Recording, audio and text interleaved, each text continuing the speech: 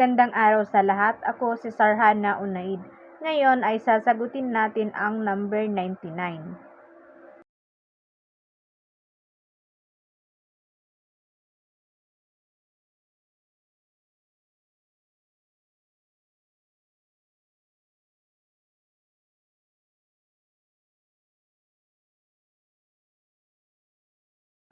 Ngayon naman ay sasagutin natin ang number 100 na kung saan ang pangungusap ay tandaan mo na ang paghihirap ni Luis ay blank sa iyong magandang kinabukasan.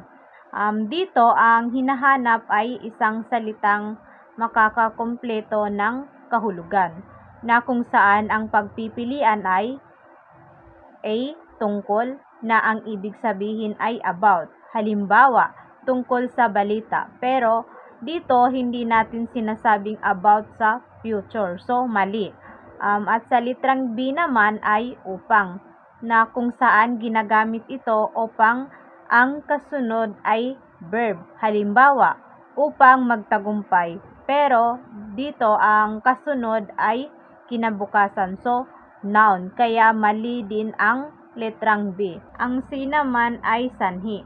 Kung sa English ay cause. Pero ang pangungusap na ginamit ay paghihirap ay sanhi sa kinabukasan. Hindi natural at awkward pakinggan. So, mali din.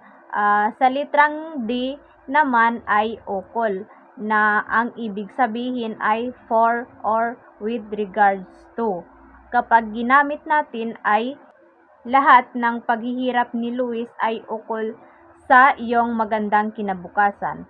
So, ang tamang sagot ay litrang D dahil akma at natural na pakinggan.